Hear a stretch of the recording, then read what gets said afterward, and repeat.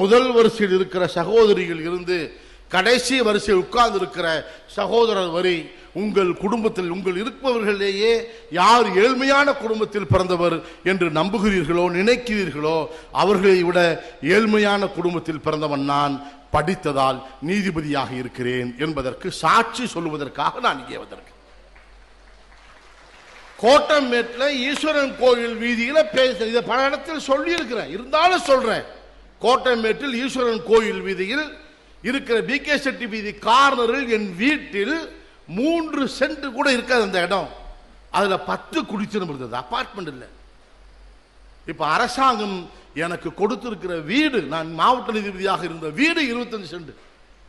இன்றைக்கு சென்னையில் நீதிபதியாக இருந்து ஓய்வு பெற்றதற்கு விருப்ப ஓய்வு பெற்று வெளியே வந்ததற்கு பிறகு மாண்புமிகு தமிழ்நாடு முதலமைச்சர் என்னை அழைத்து சட்ட ஆட்சி மொழி ஆணையத்தின் உறுப்பினராக பதவி கொடுத்து அதே மாவட்ட நீதிபதியாக வாங்கிய ஊதியம் உங்களுக்கு உண்டு என்று சொன்னதற்கு பிறகு எனக்கு வீடு கொடுத்தார்கள். என் மனைவியும் மாவட்ட நீதிபதியாக இருக்கிறார், அவர் வீட்டில் நான் இருக்கிறேன் என்று சொன்னதற்கு பிறகு வாடகைக்கு எனக்கு ஒவ்வொரு மாதமும் கொடுக்கிற தொகை 52,000 ரூபாய்.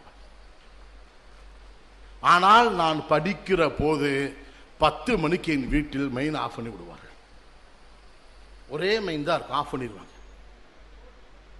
ரமலான் மாதத்தில் சஹருக்காக 2 to 4 போடுவாங்க, அதுக்குள்ள சாப்பிட்டு முடிச்சிடணும், சமையலும் சேர்த்து. ஆனால் அப்படி ஒரு வீட்டில் தான் படித்தேன், நண்பர்கள் வீட்டில் போய் படித்திருக்கிறேன். ஆனால் நான் மாவட்ட நீதிபதியாக முன்னால் தலைமை குற்றவியல் நீதிபதியாக நான் கரூரில் இருந்தபோது என் அப்பாவும் நானும் போனோம்.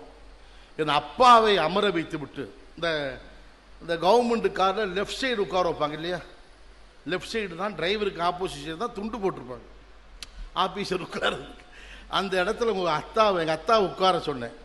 அந்த ஓட்டுநரும் டவாலி போட்டிருந்தோம், ஐயா நீங்கள் இந்த பக்கம் உட்காருங்க. ஐயோ அவர்னால தான் ஐயா நான் இந்த அளவுக்கு வந்திருக்கிறேன், அவர் உட்காரட்டும் ஃபஸ்ட்டு. எங்கள் அப்பாவை உட்கார வச்சுட்டு நான் பக்கத்தில் உட்கார்ந்து போய் தலைமை குற்றவியல் நீதிபதியாக, நான் ஏற்கனவே இதை சொன்னதை கேட்டிருப்பீங்க, கேட்காதவங்களுக்கு சொல்கிறேன், தலைமை குற்றவியல் நீதிபதியாக போய் உட்கார்ந்ததும் அந்த சார்ஜ் பேப்பரில் கையெழுத்து போகிறதுக்கு முன்னால் ஒரு A4 ஷீட்டு கேட்டேன். சார் கேட்டார்லே அந்த மாதிரி கேட்டேன்.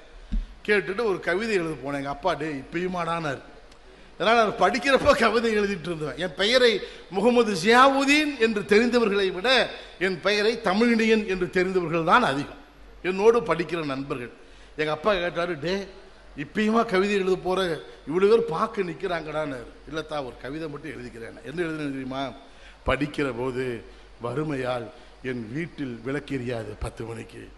நான் இப்போது படித்து நீதிபதியானதால் நான் பயணிக்கும் காரில் கூட தலைக்கு மேல் விளக்கு சொல்கிறது என்று.